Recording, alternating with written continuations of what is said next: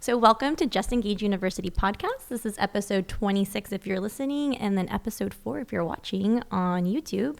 I'm going to have Jonathan Weisman on today, but before we get started with him, I want to thank you as being our sponsor for this episode. If you are looking for anybody to brand you, web development, podcast marketing, which is the future, just to take you to the next level with your company, doesn't matter what you do, you want to hire Jonathan Weisman and his team. So I will have all the links in our show notes so that you can get to him and his team.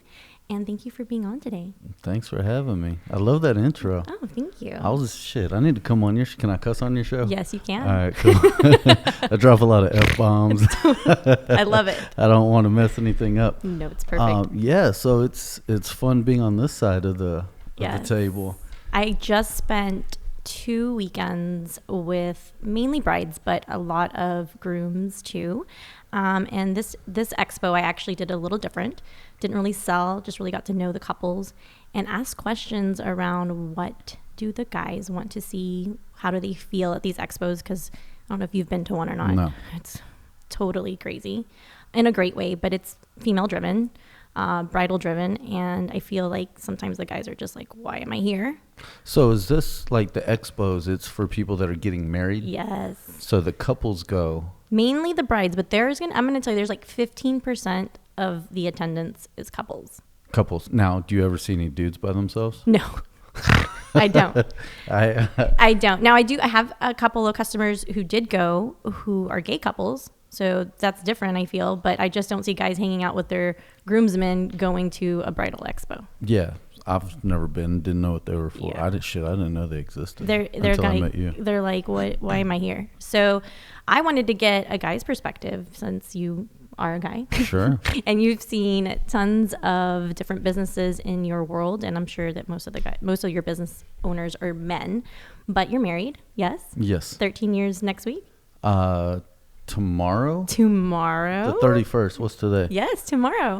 Congratulations. Yeah, 13 years. And as you know, everything changes with the decades, and the wedding industry now is nothing like it was 10, 15, 20 years ago. Does that mean I need to get remarried? No, I want her?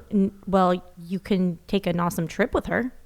I don't think you have to get remarried. You celebrate like in the Maldives or Greece. Yeah, or actually plan on going there next year. See? That's where I want to go. You're welcome. I'm helping. That's on my to-do list for next year for sure. Yeah, but I want to talk a little bit about that. Like 13 years ago, you're getting married. What was your experience then? And then I just kind of want to dive deep and talk about a male perspective in the wedding industry now. Man, I probably wasn't the right person. No, I think it's great to bring on the show. You know, it's our marriage, our relationship. I want to say it was different, but I guess everybody has their own story. So when I met my wife, she was actually married. She was married prior to us getting together and getting married. So it wasn't her first rodeo, but it was mine when we ended up getting together and getting married. So I think she kind of had already got that whole, your first wedding, I guess, and especially for women, girls, females, whatever, even from little age, that's their big day. And I'm sure they want to make it as big and special and memorable as possible. The way I grew up is completely different. And I think that contributes a lot to the perspective that anybody has, guy or girl, but especially guys. And I think that's something important that everybody should think about when it comes to marriage. Like I've learned so much from my wife. Like she's a strong ass woman, and you're gonna get me all emotional. You're gonna get me all emotional over this bitch. I learned a lot from my wife. My parents were divorced when I was 2. I have 2 older brothers. I lived with my dad from the time they got divorced at 2 years old. So I lived with my dad. My other 2 brothers lived with my mom, and they actually lived in different cities. So I never really saw my mom except for a month or 2 during the summertime. And when I lived with my dad, he worked from 7 a.m. to 7 p.m. So, I woke up in the mornings, got myself ready, made myself breakfast, rode my bike to school, came home, rode my bike home, did my homework by myself, made myself a TV dinner, got ready for bed by myself. And then my dad got home from work to kiss me goodnight. And there's a lot of good that came from that, but there were some, call it negative or just things that I didn't learn growing up, not having a mother in my life during those years, or having a motherly figure in my life, nor having parents together and seeing a happily married couple, and understanding what a marriage is, what being a husband is, what being a wife is. I didn't see any of that growing up. So when it came time for me to get married, I didn't know what the fuck I was doing. Because of many things that happened in my upbringing in my life, I kind of ran in the same circles of people that were similar to me, kids from broken homes. None of my friends that I really grew up with, did I have, kind of their parents to look to. A lot of my friends grew up in broken homes, single parents. We kind of did what we wanted. We're troublemakers, I'm not gonna lie. So, I never really was just grown up in that environment. And I think that's kind of, I feel bad about it now, but when you're growing up in that and you live life, you don't know any better. You don't know what you're missing or what you're doing right or what you're doing wrong. You just know what you know until somebody shows you different. Now, whether that was my wife telling me, look, you're not doing this the right way, you need to do it like this, or it was me learning from her family. Her parents, they're a very Christian family, a large family, very loving, church on the weekend. They used to go to church every fucking day during the week. Being around her family, and this was in my mid-30s, I lied, mid to late 20s when we got together.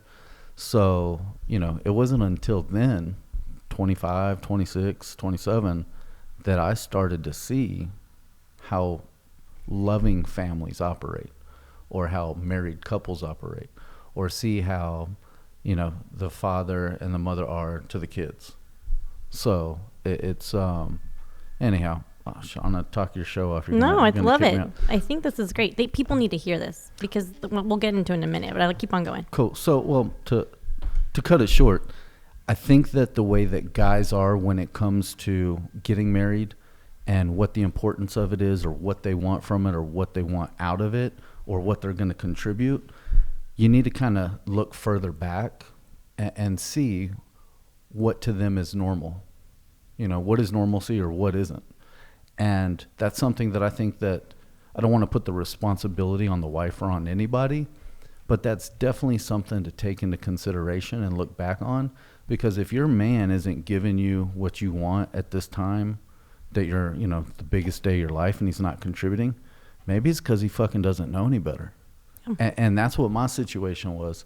And that's, I was jokingly, I want to get married again. But really, from the proposal all the way through the marriage, even the first couple of years, when my wife was pregnant, or the first 9 months she was pregnant, it was just, I was an asshole. I didn't know any better. And I was a shitty husband. And I wish I'd have known better. Well, I'm glad you bring this up, because back then and now people's situations are completely different and sometimes the same. And I think because there is no education, and I like to, for people that are getting married that have no idea, because there is no education out there, this is going to be the beginning of many different things in your life. Having a child, buying a home. There's no manual for any of those things. Oh, shit. And what kind of bothers me is I feel as women and as brides, we're already setting ourselves up for failure, because we're taking such a big moment or day, a responsibility on our plate from the get-go, that we're saying, we're showing our future husband, like, if she's doing it now, then she's going to be able to do this forever. And there are women out there who are strong and motivated and want to take that on. But then I see this, 2-3 years down the road, there's marriages that, are ending up in divorce because there's so many pieces of the puzzle before that they didn't talk about. One of it is upbringing. What were you used to? Let's talk about that. Another thing is finances. Everyone thinks, we got engaged, let's get married, let's spend, for $10,000 to $50,000, $60,000. And after we get married, we'll figure out our life in the next 1 to 3 years.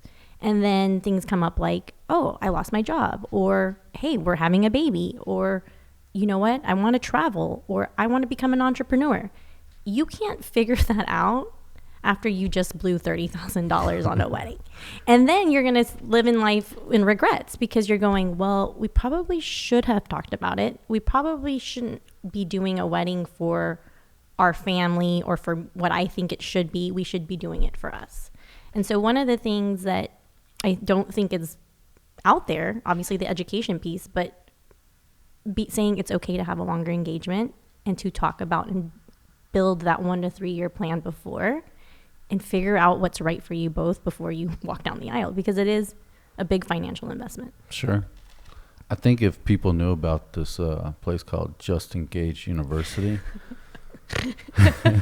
they might have a playbook for this and do all right. Yeah. I mean, it's not out there, but it doesn't mean that it can't be. And I have found more wedding educators. I mean, that's what they are. There's wedding experts in the industry in their fields, but wedding educators, meaning, or engagement planners or engagement educationalists that are out there to kind of stop you from making the wrong mistakes. And it may not all be financially, but sometimes people aren't even compatible and they think, oh, it's timing, age.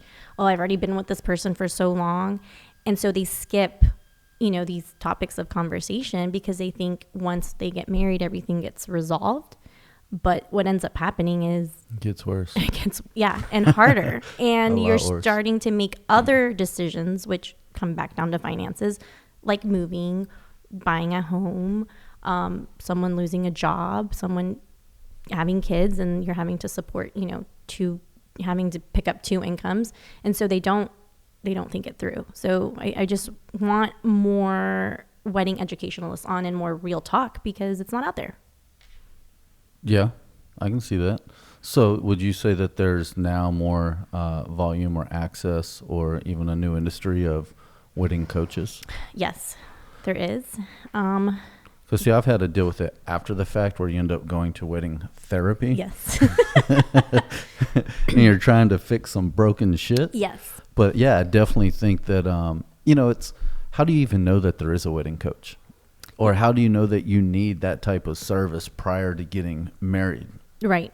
And so I think that, it comes down to you got to make a ruckus. You got to make some noise about it and let people know. Well, and I also think couples need to be a little more responsible too. Like it doesn't mean everybody, but for the most part, and I've planned many of my friends' weddings, and I've been married twice. The first time was, I've been married twice for less than $10,000. So I knew for me that the big, that the big, bells and whistles weren't my thing. But the first wedding was paid for mainly by my family and his family, and it was for them. And we both said we don't need anything extravagant. So whatever you want to do, you're paying for. A lot of couples don't have that. Nowadays more than 50%, 60% of couples are paying for their own wedding out of pocket. And so the second time around, it was just me, my husband, 28 family and friends. We went out of town, got married in the mountains, and had a 3-course dinner with steak because that's what my husband wanted. And we called it a day, I think me and your husband would get along. Yeah, you guys would. He's like, bourbon, steaks, I want to be in Las Vegas to party, but I also want to be out in the mountains to get married. And we did it together, This is something he wanted, something I wanted. As a guest, you could see it was a reflection of both of us, but we were already thinking of the next 3 years. I had kids, he was taking that role on. So I never thought the first or the second time that once I get married, I'm going to figure that stuff out later. Yeah. Because you can't. And there's just so many little bumps in the road. And some people don't want to talk about premarital counseling. Well, okay, if you don't want to say therapy, counseling, coaches, there's coaches now. Yeah. Money management coaches or money management experts. If somebody doesn't, the financial advisors can be expensive, but there are people out there. And you're in the industry. You can Google most of anything now. You can Google anything, everything. So I feel like it's the responsibility of both people who are about to get on and build a lifetime together to say, let's take some time. Like, we don't have to be married in 6 months or a year, which most couples get married in 12 to 16 months. So just to pay for it. So why not take the time and do other things? So what are your thoughts about, handling the marriage legally or on paper, and then doing the big celebration or church thing later on when you can't afford it. That's a thing now. We had a vet in here. She does pop-up weddings Houston, she does weddings that are less than 3,000. She even does just small ceremonies of 10. I think that's important. Like, if you want to have it on paper and you want to say that you're married, great. You can do that. And then in a year or 2 years, whenever you feel like you can have a celebration or elope and then come back and do it. That is something that's a trend, a higher trend now than it was before. It's not looked upon like, oh, they're cheap. Mm-hmm. It's more of like, this is a financial, our financial responsibility. We're going to be paying for it. We don't want to rush it. We may want to travel. We may want to do other things. We may not want to invite 200 of our closest friends to feed them and let them drink on us. Yeah. I've never been to a big wedding. Well, I've been to one. It was actually very messed up. I won't say any names. You know who you are, because it's only one. It was, man, my boy. It was fucked up. They were actually at a hotel here in Houston, and they spent tons of money, and it was absolutely, you could just tell how beautiful and amazing and how much time and detail went into it. And all the lights went out, all the electricity went out in the whole fucking hotel for the whole entire night. Oh my God. That's horrible. The whole entire fucking night. Yeah. Man, you can't recreate that. You can't. Well, the one thing I will say is nobody can top that story, and nobody that was there will ever fucking forget that wedding. No. But other than that, and I think one other wedding, I really haven't been to them or experienced them.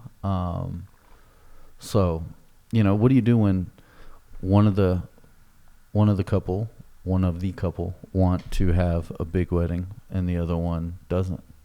You take the time and understand, like, okay, I get what you want. And in life, you're going to have to compromise. I mean, I've never seen any couple who it's all one-sided. It just doesn't work. So is this like the first opportunity for them to have a big blowout and fight before I think it's the first opportunity to work through something together. Yes, and understand that this is the beginning of many other things. I mean, you have children, I have children, we bought homes, we have businesses.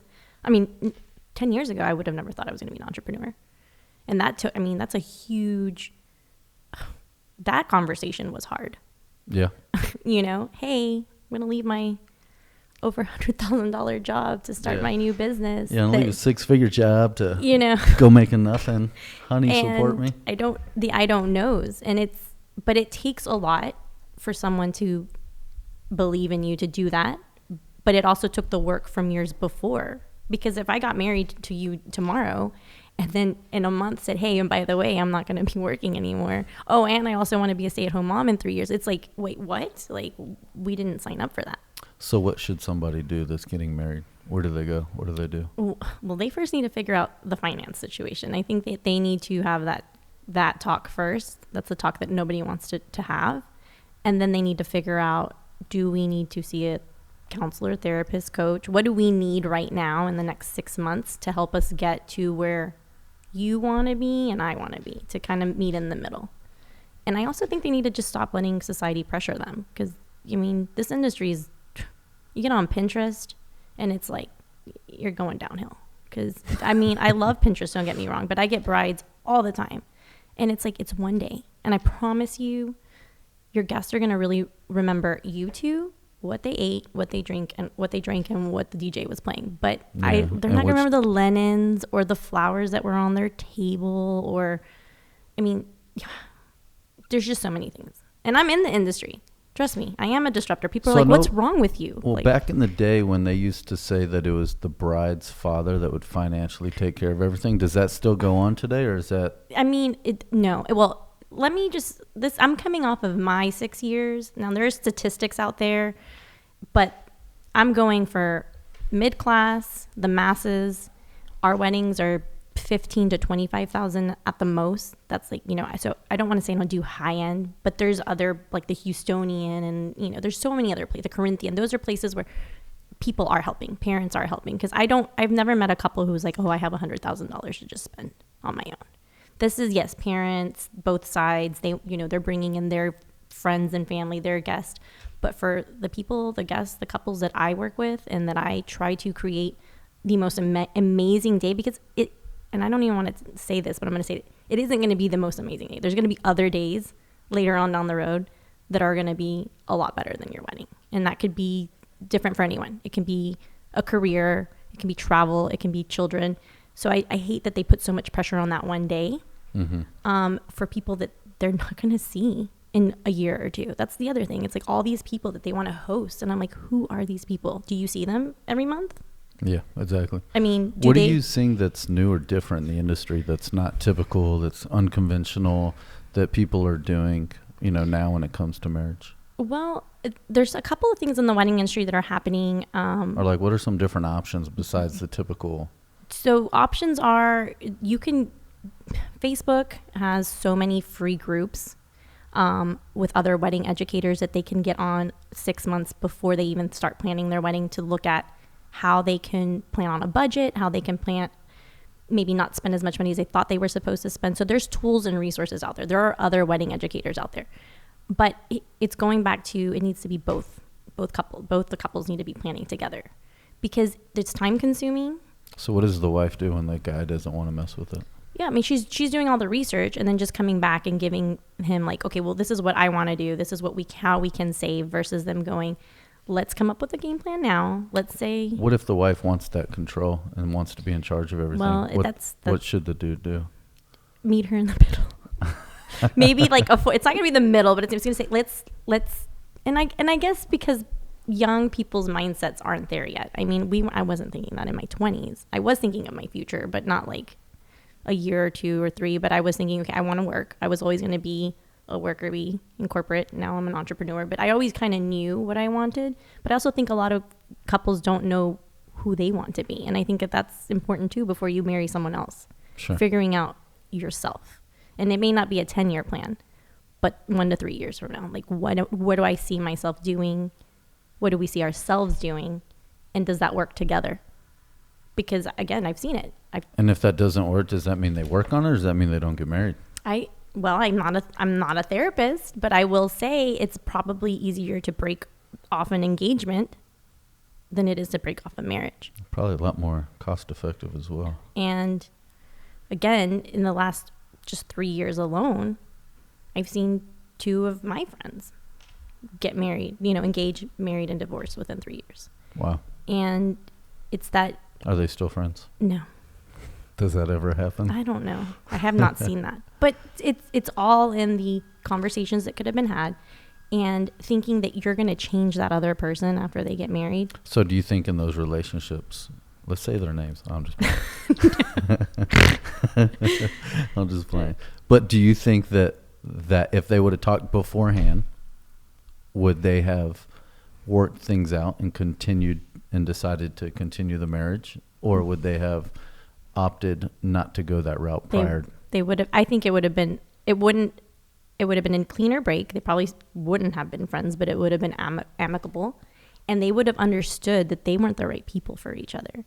And a lot of these instances, it's, well, we're getting older, or we've been together for this long, or they just don't want to start over again. Or in another situation where you think that person's going to change and they're not. And that's sad, because we're talking about a relationship now that's been a decade, Yeah. No, dude, marriage it's fucking hard. I've been separated from my wife, and it's not easy. I mean, it's not easy being married. It's fucking 10 times harder being separated, and probably tenfold that, getting back together and making it work. But I mean, you have to agree that you're not going to change a person just because you get married. People will change, but you will not change my mind. If I wanted to be an entrepreneur, if I wanted to be working the whole time, and then all of a sudden my husband's like, oh, I want you to stay home, and I'm not going to do that. Oh, if you do, you're going to be miserable, and it's going to make for a horrible relationship. Right. Yeah. So it's working on yourselves individually first, spending time being engaged. I think a year is good, sometimes even longer. You are going to spend the rest of your life together. So why rush it? Why? Yeah. What's the whole point? I look at it a lot different now than I did when I was younger.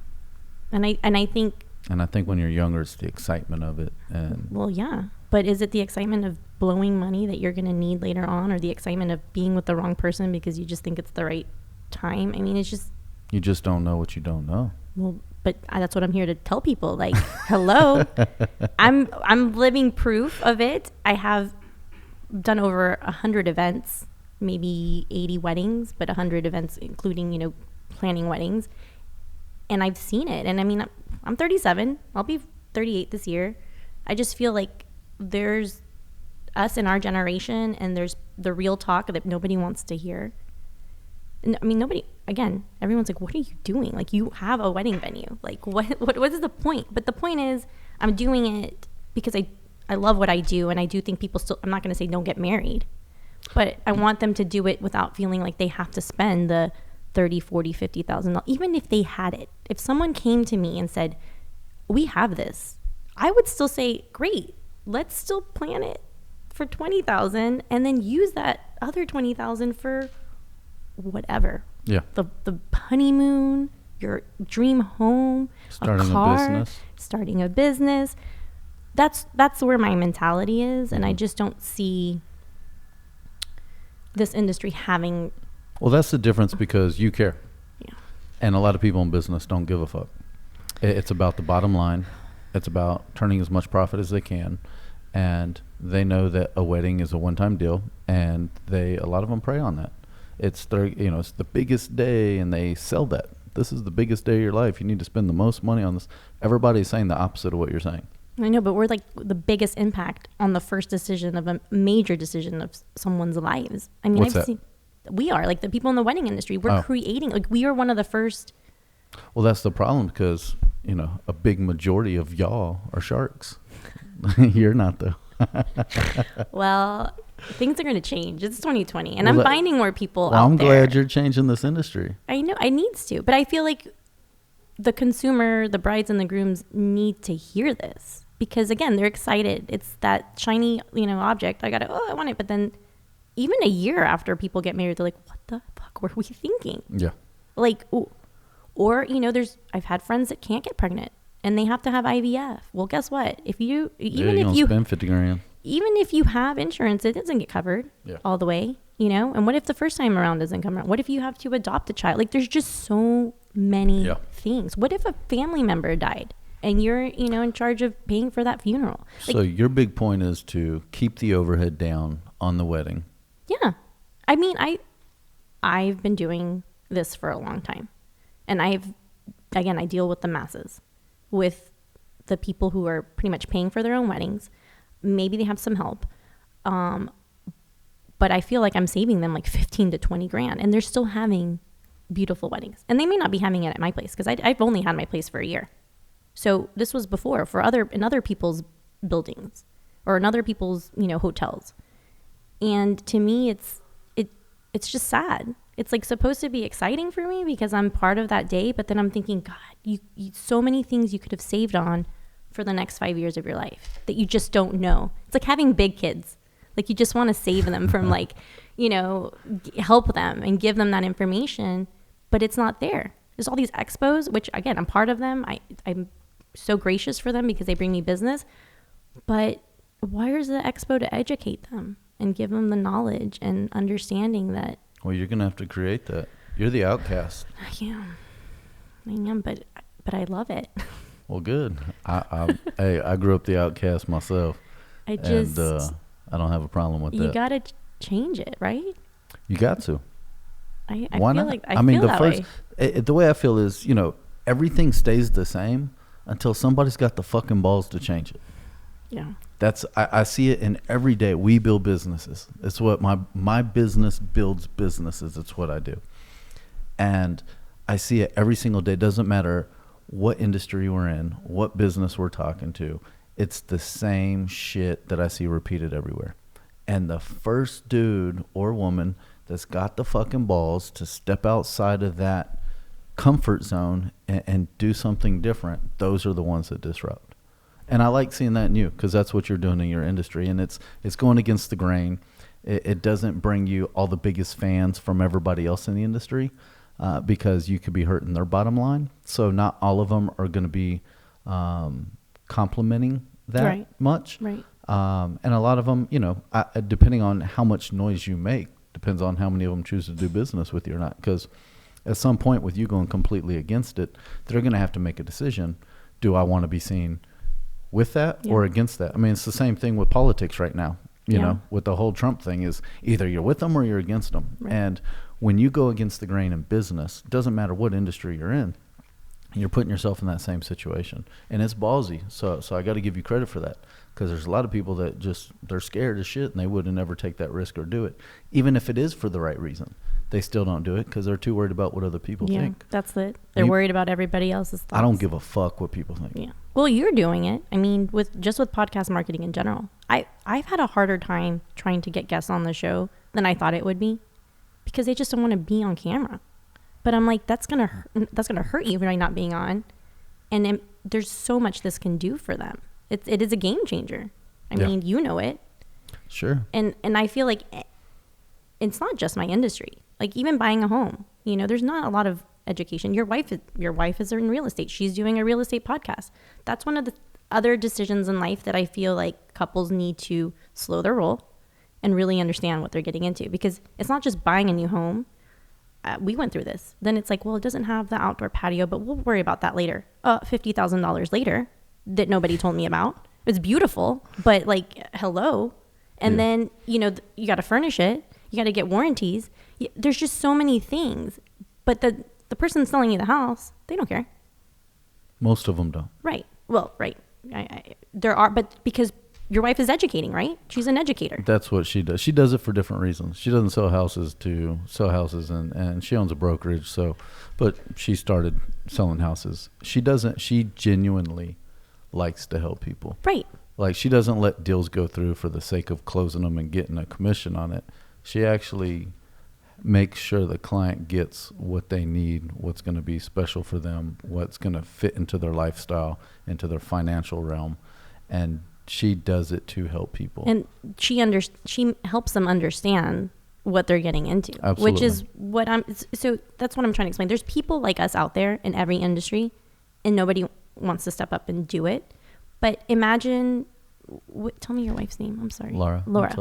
She's probably going to get so many more referrals. Oh, absolutely. She's building relationships with her clients, and it's a genuine relationship that she's creating. Anybody in any industry can do it. Yeah, you're doing it. That's Laura Weisman, livinghouston.com. Yes. Go. Yes. Actually, I've given her information because I do a lot of networking and I see realtors all the time. And I see that because it may change how a realtor starts to sell homes, or it may, build relationships that you didn't know you needed. Because I have relationships. I work solo at the venue. I have one assistant, and my vendors are my relationships, my partners. Mm-hmm. And I have to find people that think like me, which is really hard to do. I can imagine. And it's hurt me because people want to come in and make money and leave, and that's not what I stand for. Yeah. And they don't understand it. If you stay at it, stay resilient. No, I will. And, stand up for what you believe in and keep going with it.